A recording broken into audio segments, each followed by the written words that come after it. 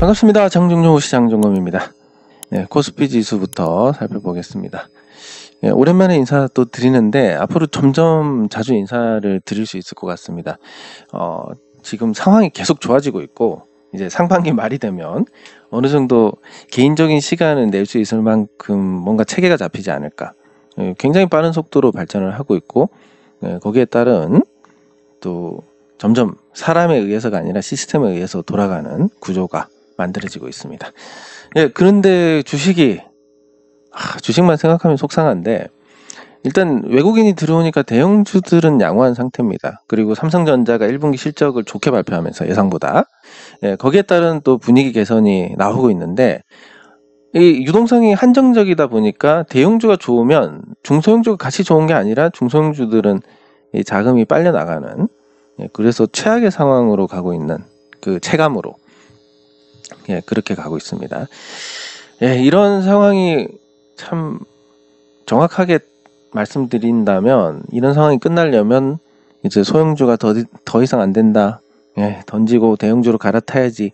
이런 움직임이 중심이 됐을 때, 그러니까 주류가 됐을 때, 그때 가서야 뭐 분위기가 바뀌지 않을까 싶은데 참 중소형주 비중이 높은 분들은 굉장히 어려운 상황이고 상대적 박탈감까지 있으니까 더 속상한 상황이 아닐까 싶습니다.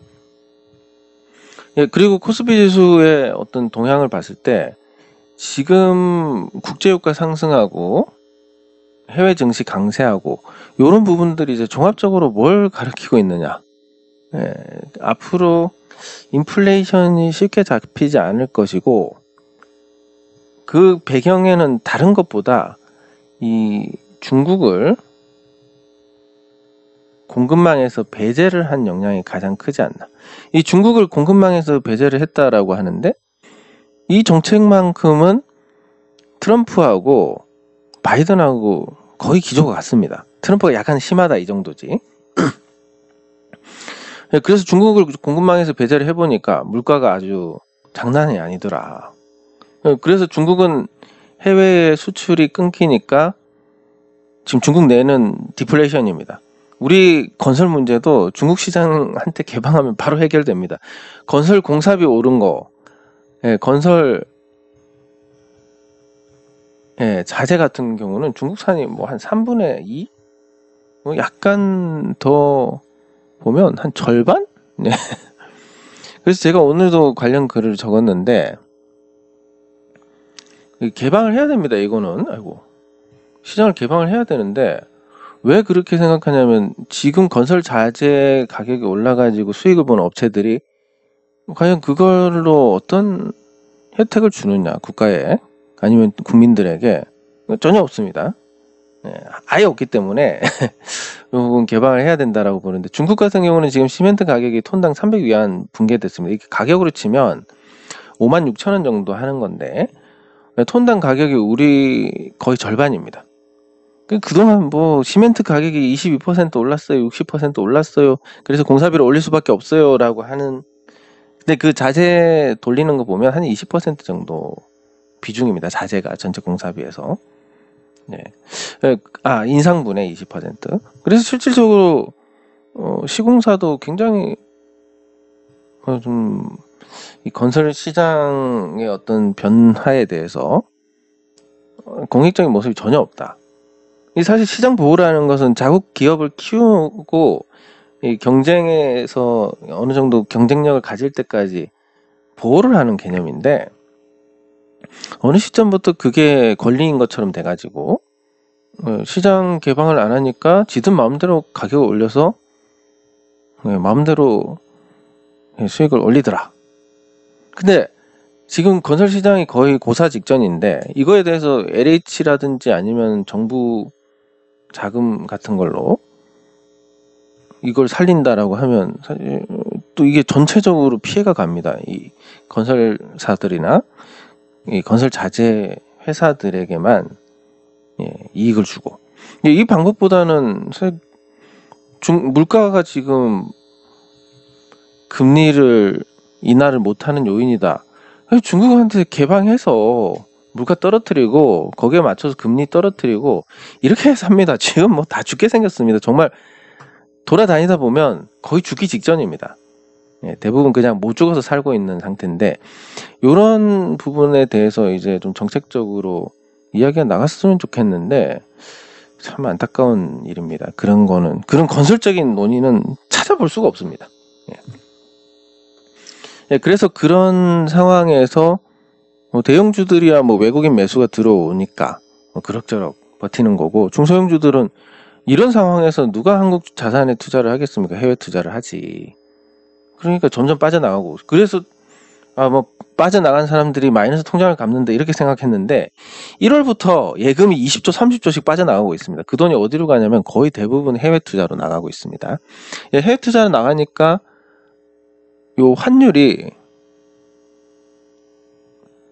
원달러 환율이 지금 오르고 있습니다. 이게 해외 투자가 많이 나가면서, 그러니까 원화를 달러로 바꿔서 나가면서 달러 수요가 늘어서 발생하는 이런 현상으로 볼 수 있는데, 환율이 물가를 또 올리는 그런 역할을 하고, 국제유가가 또 물가를 자극하고, 중국 시장하고 단절을 했더니 물가가 오르더라.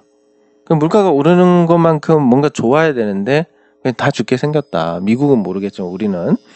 예, 그러면 일본이나 중국처럼 독자적인 통화 정책으로 가야 되는데 그럴 또 깜냥이 안 된다. 예, 그냥 침몰하는 배 같은 느낌을 주고 있습니다.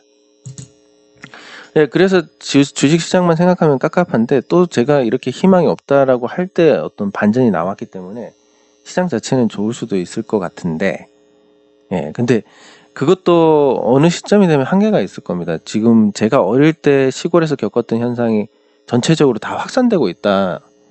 인구가 감소하면서. 그러면 뭐냐? 말씀드렸듯이 아파트가 예전에 5천만 원짜리가 7천만 원이 됐는데, 이것도 제가 잘못 알고 있었습니다. 5천 전세 임대를 하고 있었고 실제 이때 7천이었습니다. 20년 동안 7천만 원짜리가 그대로 7천만 원 하고 있습니다. 이게 앞으로 인구가 정체되거나 감소하는 한국 지역 거의 대부분의 지역에서 일어날 일이다라고 생각하시면 됩니다.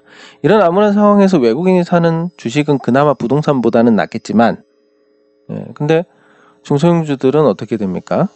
외국인 투자자들이 안 사니까, 우리끼리 산다 그러면 그 살 수 있는 사람들이 줄어드니까 엉망진창이 되고, 그 엉망진창이 된 거에 대해서 어떻게 해야 되느냐 하면, 엉망진창인데 가치는 엉망진창이 아니니까 그걸 바로잡을 수 있는 주주운동을 할 수밖에 없는 거다, 이렇게 말씀을 드릴 수 있고, 실제 이제 그 인터로조를 보면 우리가 다뤘던 종목이니까, 지금 인트로조가 이건 믿거나 말거나 합니다. 지금 분식 회계 쪽 이야기가 나오고 있다. 분식 회계다.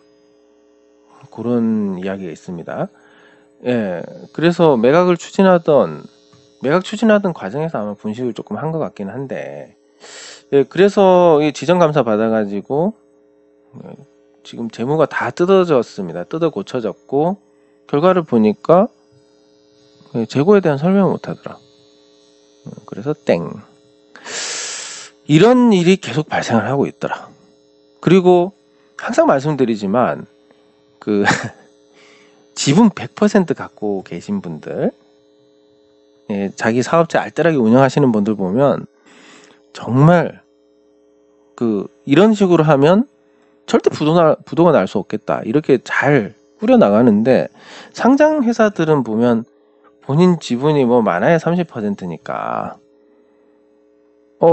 회사를 운영하는 데 있어서 그런 좀 관리가 안 된다는 느낌? 그 관리가 안 되는 건 결국은 최대 주주는 급여든 뭐든 다른 걸로 보상을 받고, 나머지 70%의 주주들은 그냥 손실을 보는 겁니다.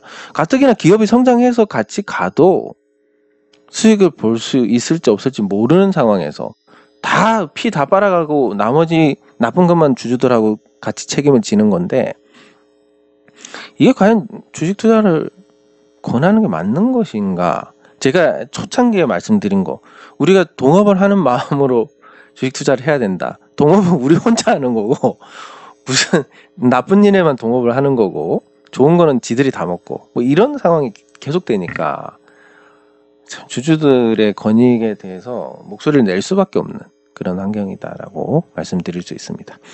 그에 반해서 태양광을 우리가 한다라고 하면 주식 사가지고 우리 혼자 짝사랑하고 우리 혼자 동업하는 거 말고 한국전력하고 같이 동업하는 이 사업만큼은 정말 괜찮지 않나. 그래서 계속 이제 뭐 주식보다는 우리가 주식을 팔고 태양광 투자를 하기는 조금 그렇습니다. 왜냐하면 주식이 언제 또 오를지 모르니까. 그리고 언젠가는 후회하는 구간이 생길 수 있습니다. 길게 보면. 그래서 뭐 그것까지 권장해 드리고 싶지는 않지만 개인연금이라든지 아니면 이제 곧 퇴직하고 자영업을 계획하고 계신다. 이런 분들은 엉뚱한 일을 벌리지 마시고 그냥 저 태양광 투자하시는 게 제일 낫습니다. 그리고 인트로조가 그랬었고, 그리고 삼령엠텍. 제가 삼령엠텍 예전에 소송한 거 알고 계실 텐데, 갑자기 내일 법원에 나오라고 합니다. 아마 어떤 거냐면, 법원에 나오라고 하는 내용이 어떤 거냐면, 아직 제대로 받지도 못했는데, 아마도 간접 강제 이행금이 있습니다. 제가 주주 명부를 보여달라. 안 보여줘. 소송해가지고 이겨서 하루에 200만 원씩 보상해라. 이런 판결을 받았습니다. 그러니까 또 항소하고 뭐 계속 뭐 대법원까지 갈 거다. 이렇게 나오고 있던데, 그래서 뭐 저는 뭐 그런가 보다 하고 잊어버리고 있다가 법원에서 4월 9일에 내일입니다. 내일 나오라는 연락을 받고 나가봐야 될 것 같습니다. 그러면 200만 원에 그때 5일이었나? 그럼 1000만 원. 1000만 원에 시간 지난 거 이자까지 더하면 이 돈을 이제 받을 수 있을 것 같은데, 받으면 어떻게 해야 되느냐? 안 줘도 될 돈을 줘야 됩니다. 그냥 주주명부 달라고 할 때 주면 될 것을 안 줘도 되는 걸 줬습니다. 안 줘도 되는 돈을. 그럼 회사에 어떤 걸 했습니까? 배임을 했습니다. 회사에 배임을 한 사람은 배임으로 또 소송을 하는 게 또 뭐 그렇게 해줘야 되지 않겠습니까? 그래야 주주의 목소리가 나오니까. 그래서 제가 지금 여러 가지 소송을, 저는 뭐 그냥 걸리면 무조건 소송입니다. 여러 가지 소송을 하고 있고, 이상하게 이런 게 재밌습니다. 왜냐하면 뭔가 되게 부당하다, 억울하다라고 생각하는 일들이 있는데, 그런 일들을 국가가, 법원이라는 국가기관이 나서가지고 뭔가 중재를 한다라는 것은 굉장히 좋은 제도다. 이 제도를 활용을 해야 되지 않느냐, 그런 마음으로 열심히 하고, 뭐 제가 뭐 간단하게 말씀드리면 옆집하고 소송 붙은 거 압살해서 완전 완승입니다. 이런 거. 철거하다가 집에 손상을 끼쳐가지고 요걸로 한번 붙은 적이 있는데 완전히 이겼습니다. 이거 완전히 이기고, 그 외에도 뭐 자잘한 사건들이 있는데 거의 뭐 양민 학살 수준으로 작은 사건들은 제가 직접 해가지고 다 쓸어먹고 있습니다. 자, 그래서 어쨌든 우리 권리를 우리가 스스로 포기한다라고 하면 미래가 없습니다. 분명히 앞으로 자산시장이 그닥 좋지 않을 겁니다. 인구가 줄어들고, 그리고 최대 주주는 어쨌든 100%를 보유한 게 아니니까 최대한 회사보다는 자기한테 유리한 쪽으로 갈 거고, 이렇게 시간이 계속 흘러가면 회사가 쪼그라지고 개인 투자자들의 주가도 낮아지고, 그렇다고 해서 뭐 거래가 잘 돼가지고 팔 수 있는 것도 아니고 엉망진창입니다. 그래서 이런 상황들을 종합했을 때 우리가 스스로 목소리를 내지 않으면 앞으로 누구도 우리를 책임져 주지 않을 것이다.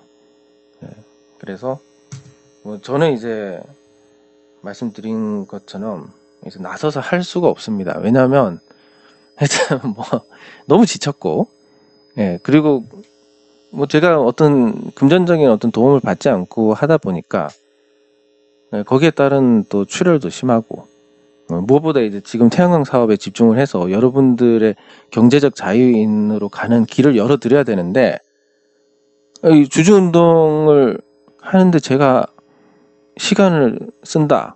물론 유익한 시간이지만 저는 적어도 이제 태양광으로 여러분들의 경제적 자유인을 만들어 드리고 난 다음, 그때 다음에 생각해 볼 문제다라고 생각을 합니다. 그래서 어쩔 수 없지만, 그렇다고 해서 제가 뭐 손을 놨다고 해서 여러분들께서 권리를 주장하는 거에 대해서 마음을 내려놓으시면 안 됩니다. 뭐 누구든 여러분들께 조금이라도 피해를 끼치면 최소한 그 이상은, 누가 내 발등을 찍었다면 최소한 발목은 잘라주는, 그런 마음을 갖고 계셔야 우리 자산을 스스로 지킬 수가 있습니다. 네, 그래서 삼성엠텍 뭐 그런 소식이 있었고, 또 뭐가 있었는데 기억이 안 납니다. 일단 댓글 확인하고 말씀드리겠습니다.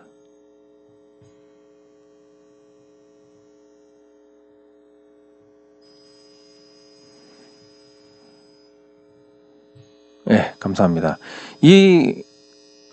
참 빨리 올라야 되는데 중저가 소형주들이, 감사합니다. 이 어려운 시국에 함께 해주시는 분들은 반드시 성공하실 겁니다. 마음이 다르지 않습니까? 네, 감사합니다. 감사합니다.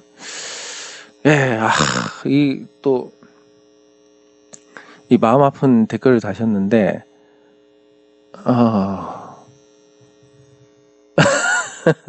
하지만 이제 원인 제공자의 잘못도 있으니까 어쨌든 같이 잘 기다려 보는 걸로, 끝까지. 항상 그렇지만 경험적으로 포기하면 그 이후로 반전이 나오니까 될 때까지 기다릴 수밖에 없습니다. 감사합니다. 감사합니다. NK맥스, 다행히 비중이 3%라서 다행입니다. 감사 의견 거절로 나왔다는 것은 뭐 희망이 조금 없을 것 같긴 한데, 일단 NK맥스 같이 살펴보도록 하겠습니다. 뭐 참 많이 속상하신 거에 대해서 참 저도 마음이 아픕니다. 근데 이 대성 파인텍을 설명을 드리면 요 내용입니다. 대성 파인텍에서 뭐 1차 밴드로 납품을 할 것이다, 그런 얘기들이 들어가지고 제가 말씀을 드렸고, 그 소식이 이때 나왔습니다. 이날 반짝 상승한 날. 그래서 보시면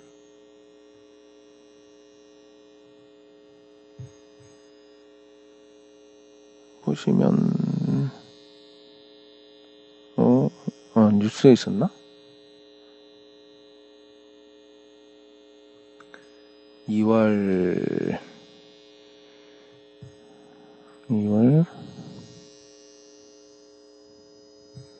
여기 협력업체 등록됐다. 근데 이 회사가 그 내용인 즉슨 그렇습니다. 이제 뉴스가 나왔으니까 말씀을 드리자면, 기존 매출의 한 3배 정도 되는 거래처입니다. 이 현대 트랜시스가. 그래서 여기에 납품을 할 가능성이 유력하다라는 얘기가 있습니다. 근데 그런 소식에 반응이 시원찮았으니까, 아니 이거 앞으로 매출이 3배가 뛸 수도 있는 이런 소식에 반응이 없었으니까 이걸 갖고 제가 그래도 좋습니다라고 할 수는 없는 그런 상태고, 참 세상이 좁은 게, 제가 이 대성 파인텍 대표님께 과거에 기업 인수 관련된 제안서를 한번 드린 적이 있습니다. 기업 인수가 아니라 매각 관련된 제안서를 한번 드린 적이 있고, 얼마 전에 제가 이 알루미늄 구조물을 제가 직접 설계하고 압수를 합니다.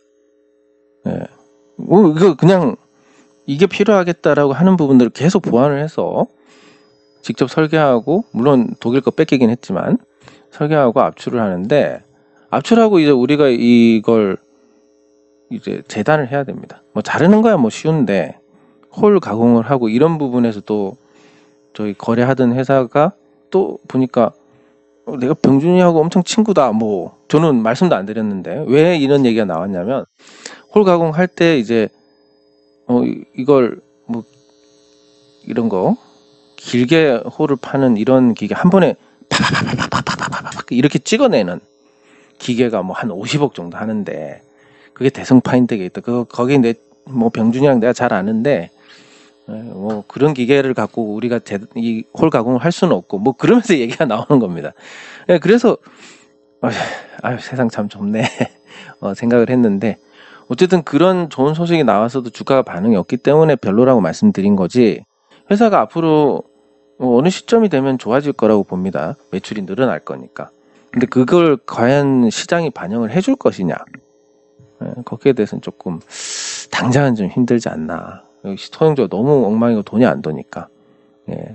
아무튼 제가 뭐 속상한 마음을 갖게 해서 너무 죄송합니다. 이런 일이 있을 때마다 이제 주식에 대해서 그냥 입 다물고 있어야지 이런 생각도 하게 되는데, 아휴, 뭐 또 성격상 그게 안 되니까. 그런 거고. 그리고 우리가 지금 뭐 우리 전력 수급 계획 나온 거 11차 전력 수급 계획 나온 거 보면 그거 하고 또 하나 실적 보면 이 양수 발전에 대한 언급이 있습니다. 그리고 기존의 양수 발전소가 가동률이 높아져 가지고 20%가 되면서 수익이 낮더라. 이런 내용도 있습니다. 한국수력원자력에서. 근데 저는 새롭게 알게 된 거, 가동률이 5%에서 20%가 됐다 하더라. 가동 이거밖에 안 됐어? 근데 이거 나중에는 우리가 결국은 원전하고 신재생으로 갈 건데, 아마 석탄은 계속 배제가 되고 있고 LNG도 굉장히 싸다는 전제로 아마 괜찮을 겁니다. 그래서 이 원전하고 신재생 축으로 갔을 때 LNG는 이산화탄소가 나오니까 어쨌든 친환경은 아니고, 이 두 개로 갔을 때 원전이 24시간이니까 그러면 밤에는 양수발전소, 밤에는 원전에서 나오는 전기로 돌리고 낮에는 신재생에서 나오는 전기로 돌리고, 그럼 가동률이 훨씬 높아질 거고 수익성이 좋아질 거고 또 짓게 될 것이다. 손실인 상태에서 계속 짓는 게 아니라 이제 ESS, 자연 ESS라는 측면에서 계속 건설이 일어날 것인데 우원개발이 여기 수혜줍니다. 근데 건설주들이 최근에 어렵고 우원개발 시가총액도 낮고 당장은 좋지 않지만 나중에는 분명히 관심을 받을 것이다. 이런 이제 기미가 보이는 종목들이 있습니다. HK도 마찬가지인데, HK 같은 이런 멀쩡한 회사가 지금 시가총액 284억이면 이거 뭔 일인지 모르겠습니다. 이게 605억으로 잡혀있지만 잠깐 설명드렸듯이 여기 사업보고서를 보면 재무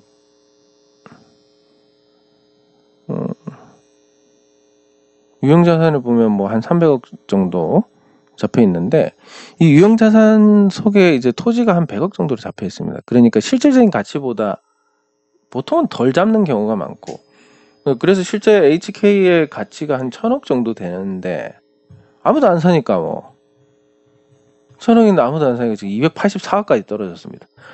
이거 진짜 돈만 있으면 그냥 한 방에 상한가를 보내면서 거래를 다 쓸어 먹으면 이거 뭐 회사가 먹는 거 아닙니까? 이렇게 되면 상한가 보낸다 해도 1.3 하면 한 300 한 60억? 시가총액 360억에 최대 주주가 22%니까 한 100억만 있으면 먹겠는데.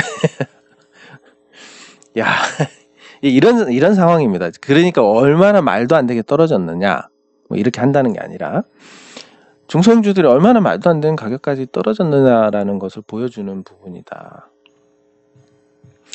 그런 상태다라고 정리를 할 수 있습니다. 근데 제가 주식 투자를 하면서 배신하지 않는 것이 뭐였냐면 싸게 사는 게 깡패였고, 싸게 사면 언젠가는 수익을 냈고, 싸게 사는 거를 배신을 하진 않더라라는, 그게 이제 경험적으로 얻은 겁니다. 그렇기 때문에 살 때 사시는 거야 좋은데 당장은 재미가 없는 상황이 될 거니까 고통이 있더라도 고통 끝에는 점점 더 좋아지는 그런 길이 보이는 투자니까 이거는 그런 게 아닐까 싶습니다. 그리고 아까 말씀하신 NK맥스를 마지막으로 치도록 하겠습니다.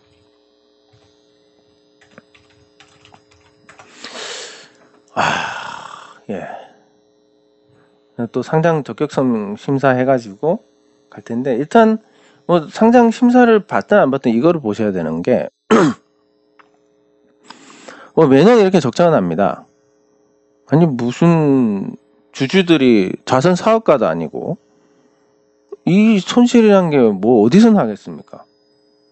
아니 이런 종목을 왜 상장을 시킵니까?